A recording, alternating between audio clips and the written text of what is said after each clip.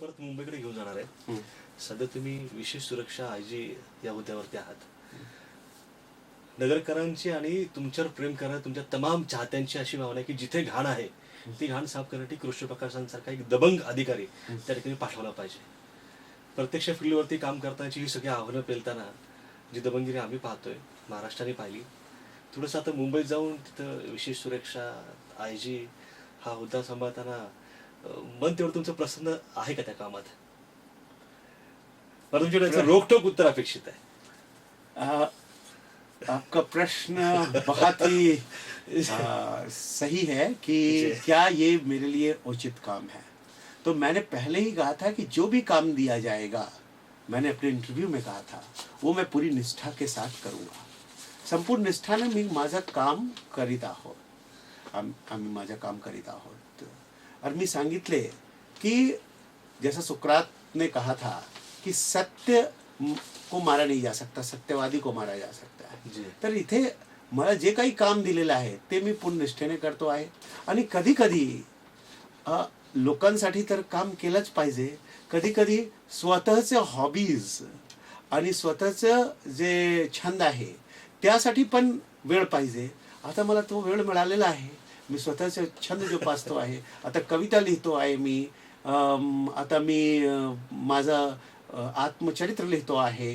आणि मी कुठपर्यंत हे काम आत्मचरित्र लिहायचं आता मतलब एक 25% झालेलं आहे. लवकरच आम्ही ते लोकांसाठी वाचायला उपलब्ध नक्कीच मिळेल. आणि मी माझं मला मॅरेथॉन रनिंगच्या, स्विमिंगच्या अशा प्रकारचं जे छंद आहे ते मी जोपासतो आहे माझा. आणि ते लाईफचा तो पार्ट. आता जे फॅमिलीला तुम्ही सांगत होते की त्यांना भीती वाटत नव्हते काय, तो त्यांच्यासोबत काही वेळ देतो आहे. माझी जी मुलगी आहे तिला शिकवत आहोत आणि त्याच्यासोबत काही वेळ देतो आहे. कारण क्वालिटी टाइम, बहुत सारे लोग बोलते हैं कि मुझे पुलिस में हूँ इसलिए समय देता नहीं आता. और ऐसा मेरे साथ भी एक घटना हुई है. बचपन में मैं अपने पिता के पास गया. मैं तो गांव में रहता था माँ के साथ. तो माँ लेकर गई पिता के पास. तो वहाँ पुलिस लाइन के बच्चे हो के साथ खेल कूद करके वहाँ सिविगाड़ करायला शिकलो.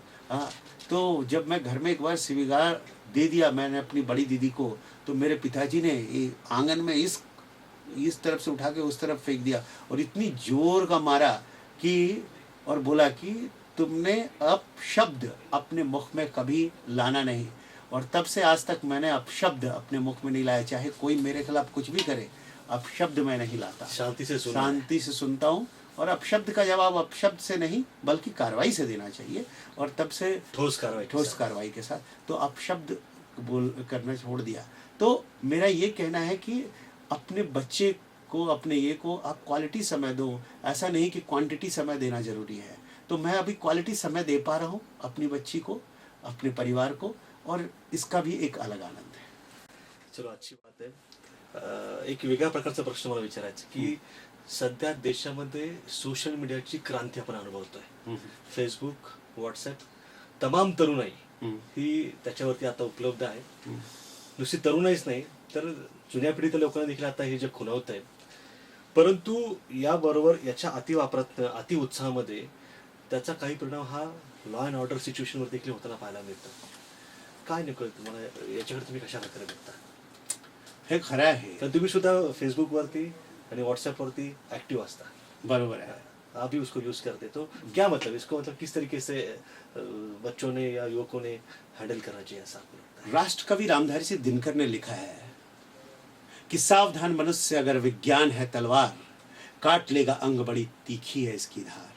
सावधान मनुष्य विज्ञान के ही फूल, वज्र होकर छूटते शुभ धर्म अपना फूल. मैं एक छोटी सी वास्तविक कथा से इस बात को बताना चाहूंगा. जी जरूर. कि एक बार एक व्यक्ति ने सुबह सुबह जैसे ही समाचार पत्र, वित्त पत्र के पन्ने पलटे, उसे जोरदार धक्का बैठा. उसे सदमा हुआ. वहां जो वृत्त पत्र में, समाचार पत्र में, अखबार में जो न्यूज आई हुई थी, जो खबर आई हुई थी, उसके लिए बहुत ही अजीबोगरीब थी. वो धक्के से जब उभरा तो उसने पाया कि उसमें उसके मृत्यु का लेख छपा हुआ था कि वो मर चुका है. उसकी जो दूसरी प्रतिक्रिया थी वो ये थी कि जिन्होंने लिखा गलत लिखा, लेकिन मेरे बारे में लिखा क्या है? और जब उन्होंने पढ़ा तो लिखा हुआ था मौत के सौदागर की मौत, डायनामाइट के आविष्कारक की मौत। ये पढ़ने के पश्चात उन्होंने तुरंत सोचा कि क्या मैं इस रूप में मरना चाहूंगा जब लोग मुझे मौत के सौदागर की मौत, डायनामाइट के आविष्कारक की मौत ऐसा लिख करके जाएंगे। और तब उन्होंने निश्चय किया कि नहीं, वो शांति का कार्य करेंगे। और उन्होंने शांति का कार्य शुरू कर दिया और उन्होंने अपनी सारी पूंजी जमा करवा दी और एक प्राइज शुरू किया जिसे नोबेल प्राइज के रूप में जाना जाता है। उनका नाम था अल्फ्रेड नोबेल, जो डायनामाइट के आविष्कारक थे। तो विज्ञान का फूल दो तरह से काम कर सकता है, परमाणु दो तरह से काम कर सकता है। परमाणु ऊर्जा को इलेक्ट्रिसिटी के लिए, इरिडिएशन टेक्निक के लिए, फसलों को सुरक्षित रखने के लिए अनेक तरह से उसको यूज किया जा सकता है। ठीक, को इसका उपयोग अपनी बर्बादी के लिए, एडिक्शन के लिए नहीं करना चाहिए। अगर आप एडिक्शन के लिए करोगे तो आप उसके बिना रह नहीं पाओगे, उसके बिना आप तड़पने लगोगे। जैसे नशे के बिना एक नशेड़ी तड़पने लगता है, वैसे ही तुम उसके बिना तड़पने लगोगे। ऐसा नहीं होना चाहिए। उसका उपयोग जब जब जरूरी है आप करो, और सकारात्मक रूप से करो, नकारात्मक रूप से मत करो। उसका उपयोग भड़काने के लिए, गलत काम करने के लिए नहीं करना चाहिए। इसलिए इस पर भी बहुत सारे जोक बने हैं, व्हाट्सएप और फॉरवर्ड करते रहते हैं। फेसबुक पर भी बहुत सारे जोक बने हैं कि किस तरह से, मतलब वो बड़े बड़े कहानी बताई जाती है और आखिर में बताया जाता है कि ये व्हाट्सएप और इसके बारे में कहा गया है। तो आपको ये समझना चाहिए कि व्हाट्सएप, फेसबुक, ट्विटर सब अच्छे हैं अपने आप में, पर उसका उपयोग कैसे किया जाए ये समझना चाहिए। मैं एक्टिव रहता हूँ ताकि लोगों से संपर्क बना रहे, लेकिन अब मैं आपको बताऊं कि मुझे कई बार जो इतने ग्रुप ने मुझे जोड़ दिया और निकलो तो उनको दुख होता है, तो वो बिना पूछे मुझे जोड़ देते हैं और मुझे एक दिन में 16-17 हजार मैसेज आते हैं। मुझे अपने कांस्टेबल को देना पड़ता है कि सारे ग्रुप वालों को डिलीट करो, ये 2-4 ग्रुप छोड़ करके जो इम्पोर्टेंट है ये ग्रुप करके बाकी ग्रुप को बैठ के डिलीट करो। उनको आधे एक घंटे डिलीट करने में लगते हैं मेरे फोन से। तो ऐसी अवस्था आती है कि आप फॉरवर्ड मैसेज एक जगह से दूसरी जगह भेजते रहते हो। कुछ मूल विचारधारा हो, कुछ सही विचारधारा हो तो आप डालो, कुछ आपने पूरा रिसर्च करके कोई मुद्दा डाला है तो बिल्कुल डालो। अगर आप केवल किसी से एक जगह से सुनी हुई चीज दूसरी जगह भेजना चाहते हो तो वो इसकी जगह नहीं है। आप अपना भी समय खराब करते हो, दूसरे का भी समय खराब करते हो। नेटिझन्सना अत्यंत मोलाचा सल्ला कृष्णा सरांनी या निमित्ताने दिलाय। सर, आता आपण मुलाखतीच्या अत्यंत शेवटच्या टप्प्याकडे आलेलो आहोत। मला तुम्हाला एका वाक्यात एक छोटा प्रश्न विचारायचा आहे की तुमच्या आयुष्यातला आतापर्यंतचा सगळ्यात आव्हानात्मक प्रसंग कुठला, जिसको हम चैलेंजिंग इंसिडेंट बोलते हैं लाइफ का, सबसे चैलेंजिंग इंसिडेंट?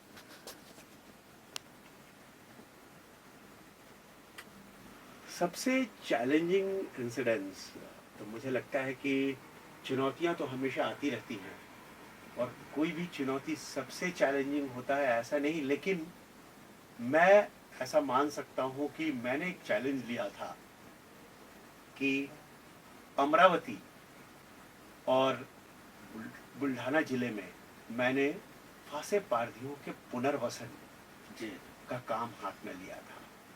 वहाँ कई संगठन मैंने फांसे पारधियों के बनवाए और उसको तरह तरह से मदद दिलाकर और उनके सारे बच्चों को स्कूल में दाखिला दिलवा के, बोर्डिंग स्कूल में मैंने उनका नियोजन किया, उनको अलग अलग संस्थाओं से सहायता दिलवा करके। तो मैंने ये पाया कि, और इसी तरह से साउथ मुंबई में भी जो भीख मांगते हैं बच्चे और जो ये करते हैं उनके लिए भी मैंने कोशिश की। मैंने ये पाया कि आप जब तक रहते हो वो काम चलता रहता है, लेकिन आप जैसे ही चले जाते हो अगला अधिकारी आता है, आप कितना भी अच्छा काम कर रहे हो उस काम को आगे बढ़ाने की चाहत नहीं रखता है, उसे लगता है ये किसी दूसरे का काम था।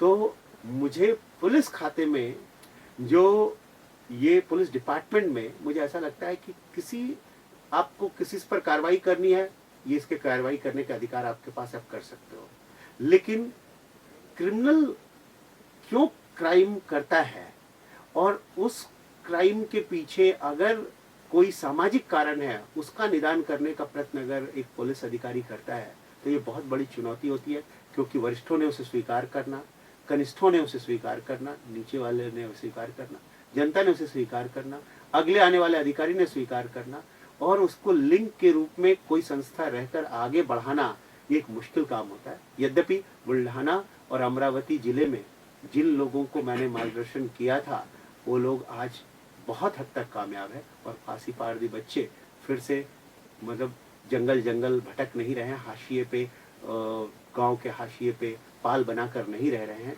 वो स्कूलों में पढ़ रहे हैं, बड़े हो रहे हैं, 12वीं कर रहे हैं, कांस्टेबल बन रहे हैं, कुछ दूसरी नौकरियां पा रहे हैं, तो वो अपना प्रयत्न कर रहे हैं और पा रहे हैं, उनको सर्टिफिकेट दिलवाए, उनको सारी चीजें की। लेकिन ये एक चुनौतीपूर्ण काम लगा।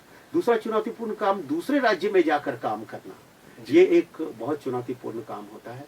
ऐसे दो प्रदेश छोड़ करके ऐसे दो काम जो बहुत आह्वानात्मक थे। मैं एक पाचोरी नाम की जगह थी जो बुरहानपुर मध्य प्रदेश में आता है, और वो बुल्ढाना जिले से सटा हुआ था, और वहां से हथियार सप्लाई होते थे बुल्ढाना में। तो बुल्ढाना में हथियार जब पकड़ा गया और उनसे पता चला कि वहाँ सिक्कलगढ़ जो है वो पाचोरी के सिक्कलगढ़ जो ऊपर रहते हैं एकदम टीले पे, वहाँ जाकर के उनके पास अनेक भाते अनेक फैक्ट्रीज है। तो उसको जब मैं छुड़ाने गया, उनको पकड़ने गया, तो चारों तरफ से उन्होंने घेर लिया। दूसरी जगह मैंने वहाँ के एसपी से बात की थी, लेकिन लोकल पीआई मदद नहीं कर रहा था, लोकल इंस्पेक्टर, और वहाँ से फोन नहीं लग रहा था, और चारों तरफ से उन लोगों ने घेर लिया। तो बड़े ही प्रत्युत्पन्न मतित्व से, बड़ी बुद्धि से मैंने कहा कि चारों तरफ 400-500 पुलिस वाले घेर कर बैठे हुए टीले को, अगर मैं एक आवाज दूंगा तो सभी ऊपर आ जाएंगे। हमने जिनको पकड़ा है और जो फैक्ट्रीज के सामान है हम ले जा रहे हैं, अगर किसी ने बीच में आने की कोशिश की तो बहुत खून खराबा हो जाएगा, तो किसी तरह से। और मैंने तुरंत वहाँ के गुरुद्वारे में जाकर के मत्था टेका, जिससे उनको मैं ये संदेश दिया कि मैं आपके धार्मिक ये में मैं आपके साथ हूँ, लेकिन जो आप गलत कर रहे हो उसमें आपका मैं साथ नहीं दे सकता। और मैं पकड़ के ले गया उन लोगों को, और वो बड़ा चुनौतीपूर्ण काम था, क्योंकि दूसरी जगह में आप कुछ भी करो, वो कुछ भी रिकॉर्ड बना दे, कोई भी कार्रवाई कर दे, तो बड़ी मुश्किल की अवस्था होती है। तीसरा चुनौतीपूर्ण था कि एक ट्रेन था जो कहीं जा रही थी, और उस ट्रेन को पीछे लौटाना था, और वो दूसरे राज्य कर्नाटक में लेके जाना था। वो भी बड़ी खतरनाक अवस्था थी, बड़ा चुनौतीपूर्ण था। ये अहमदनगर जिले का ही काम था, जो लोगों को पता नहीं है, लेकिन वो बहुत यहाँ पर कार्रवाई हुई थी। हाँ, यहाँ पर कार्रवाई हुई थी। और अब केंद्र सरकार का निर्णय था कि वो ट्रेन को मोड़ कर ले जाना है, और केंद्र सरकार का निर्णय का क्रियान्वयन का काम मुझे दे दिया गया, और मुझे मोड़ कर मैं ले गया सक्सेसफुली। जो रेलवे के जो एसपी थे वो थे, लेकिन वो एक्टिव होकर काम नहीं कर पा रहे थे। अपने उनका कहना था कि वो जिस ये कहें मजहब के हैं, उसके कारण उनको दिक्कत आ सकती है, और इसलिए मुझे उसका काम हाथ में लेना पड़ा। और एक्चुअली ऊपर से भी मुझे ही आदेश आ गया था, जबकि बीच में और भी सोलापुर और पुणे ये तमाम जिले आते थे, लेकिन वो छोड़ करके मुझे काम दिया गया। और यहाँ से वहां तक ले जाने में मुझे कितनी मुश्किलों का सामना पड़ा। कभी भी मेरे पर अटैक हो सकता था, लेकिन बुद्धिमानी पूर्वक मैं उसे ले जा सका। बड़ा ही चुनौतीपूर्ण काम था। और जहां तक ये सब काम है जो कानून तोड़ते हैं उन पे कार्रवाई करना, वो तो मेरे लिए सहज है, क्योंकि कानून तोड़ रहे हैं, और कानून के संरक्षण के लिए कार्रवाई के लिए ही मैं बना हूँ। उसी के लिए मेरे डिपार्टमेंट उसमें तो जिसमें मुझे टैक्टिकली काम करना पड़ता है उसमें दिक्कत होती है, इसमें तो कोई दिक्कत ही नहीं। आव्हानांना आव्हान देणारा अधिकारी, म्हणूनच तुमची लोकप्रियता फार मोठी आहे. नगरमध्ये ज्यावेळेस तुम्ही काम केलं त्यावेळेस मला आठवतं की चौकामध्ये ज्यावेळेस तुमच्या बदलीची बातमी आली की आप कृष्णराज साहब यहाँ से जाएंगे, उनको विदाई देनी पडेगी, तर त्याला लोक फार दुःखी झालेले त्यासाठी पाहिले. चौकात चहाच्या ठेल्यांवरती चर्चा व्हायची, कटिंगच्या दुकानांमध्ये लोकांची चर्चा व्हायची. अनेक निवेदनं देखील त्याला प्रशासनाने दिली गेली की इनको आप यहाँ से भेजो मत, इनको यही पे रखो. वाईट वाटतं गाव सोडून जाताना, तिथं आपण इतकं काम केलं जाया. बरं, भावनिक प्रश्न आहे आपल्याला. खूप भावनिक प्रश्न आहे. आणि मी सांगतो कि एक कबीर से दोहा है कि कबीरा जिस दिन तू आया था, तू हंसा जग रोया, तू रोया जग हंसा. तू जग हंसा तू रोया, कबीरा जिस दिन तू आया था, तू रोया तू जग हंसा तू रोया, ऐसी करनी तू कर जाए तू कि तू हंसे जग रोए। तो जब आते हो तो आप रोते हो कि अरे हम कहाँ आ गए, हम अपनी पुरानी जगह छोड़कर आ गए, नई जगह आ गए। और जब जाते हो तो आप इस आस्था के साथ जाओ कि हमने अपना जो समय काम किया वो बहुत शिद्दत के साथ, बहुत सही तरीके से किया। इसे आप इस तरह से कह सकते हो कि कितना जिया ये महत्वपूर्ण नहीं है, किस भाव से जिया, कैसे जिया ये महत्वपूर्ण है। तो मैं जितने समय तक रहा, अगर मैं लोगों के मन में निर्भयता की मशाल जला सका, दीप जला सका, तो यही बहुत काफी है। एक दिए से दूसरा दिया वो जला लेंगे, लेकिन अगर मैं वर्षों रहकर भी निर्भयता का दिया, कानून के प्रति आस्था का दिया नहीं जला सकता, अगर इस संविधान के प्रति आस्था का दिया नहीं जला सकता, तो मेरे रहने का कोई उपयोग नहीं था। इसलिए कितना रहा उसके कारण भावनिक होने की जरूरत नहीं है। मैं एक निष्काम कर्म योगी हूँ, मैं लोगों से प्यार करता हूँ, लोगों के लिए काम करता हूँ, लेकिन और जब जाता हूँ तो लोगों में अगर ये भावना आती है कि ये कौन जा रहा है मेरा गांव छोड़कर, आंखों ने रख दिए हैं समंदर निचोड़कर, तो ये स्वाभाविक है। उस वक्त मेरे भी आंखों में आंसू आते छोड़ते हैं। तुमच्या कामाला पावती मिळाली लोकांचं असं हाँ, वाटतंय? ऐसा मला वाटते हैं। और मैं एक छोटी से बोध कथा से इस बात को समझाना चाहता हूँ कि एक बार एक सन्यासी अपने शिष्यों के साथ चला जा रहा था। उनके शिष्य उनसे प्रश्न कर रहे थे जिज्ञासावश, और वो उनका समाधान कर रहे थे, उत्तर देकर, जवाब देकर। रास्ते में एक पहाड़ी नदी में तेज पानी का बहाव था और एक सुंदर नवयुवती उस नदी को पार करने का प्रयत्न कर रही थी, लेकिन बार बार पानी में गिर जा रही थी, चोट लग रहा था उसे, वो वापस आ जा रही थी। ऐसा देखकर सन्यासी श्रेष्ठ गए, उसको कंधे पर उठाया, उसके कपड़े गीले थे, बदन गीला था, लेकिन उसको नदी पार कराया, नदी के उस पार उतारा और फिर चलने लगे। सभी शिष्यों ने फिर प्रश्न जिज्ञासावश करना शुरू किया और ये अपने आध्यात्मिक और लौकिक ज्ञान से उनकी शंकाओं का समाधान करने लगे। 2 घंटे के बाद एक शिष्य जो बिल्कुल चुप हो गया था 2 तास तक, उसने प्रश्न किया, जरा एजिटेट होकर, जरा गुस्से से, सन्यासी श्रेष्ठ, क्या आपने यह अपराध नहीं किया? आप जिस सन्यासी का कर्तव्य नहीं है युवती की तरफ देखना, आपने उस युवती को कंधे पर उठाया, उसने वो पूरे गीले थी, और आपने उस युवती को कंधे पर उठाया, नदी पार कराया। सन्यासी ने कहा, पुत्र, मैंने तो उसे 2 घंटे पहले ही अपने कंधे से उतार दिया, तुम अभी तक अपने दिमाग में ढो रहे हो। तो मैं दिमाग में उस चीज को ढोता नहीं, जहां जो कर्तव्य है उसे पूरा करता हूं और उसके बाद आगे चल पड़ता हूं। और उनसे मेरा प्रेम कम नहीं होता, उनकी आस्था कम ना हो, इसके लिए मेरा आगे भी उसी तरह का कार्य जारी रहता है, जिससे उनको प्रेरणा मिलती रहे। त्याचमुळे तुम्ही ज्या ज्या नगरला येतात त्या त्याला तुमच्याकडे अनेक लोकांची कार्यक्रम याची मागणी असते, तुमच्यामध्ये कायम तोच गराडा असतो। जाता जाता शेवटचा प्रश्न, भारतातल्या अनेक तरुणांचे तुम्ही रोल मॉडेल आहात आणि लोकप्रिय रोल मॉडेल आहात। अनेक तरुणांना तुमच्यासारखंच प्रामाणिक आणि कर्तबगार पोलीस अधिकारी व्हायचंय, अशा उदयोन्मुख मुलांना तुम्ही जाता जाता काय सल्ला द्याल? गम के पास अगर तलवार, तो मैं उम्मीद की ढाल लिए बैठा हूं। ऐ जिंदगी तेरी हर चाल के लिए मैं एक चाल लिए बैठा हूं। लुत्फ उठा रहा हूं मैं भी तेरी आंख मिचौली का, मिलेगी कामयाबी हौसला कमाल लिए बैठा हूं। चल मान लिया 2-4 दिन नहीं मेरे मुताबिक, गिरेबान में सुनहरे साल लिए बैठा हूं।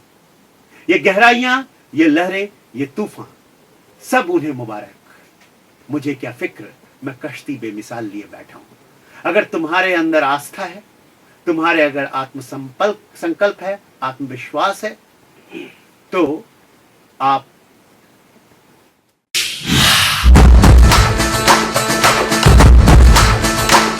मन भर उठे, दर सिहर उठे, जब खबर उठे के आओ भाई।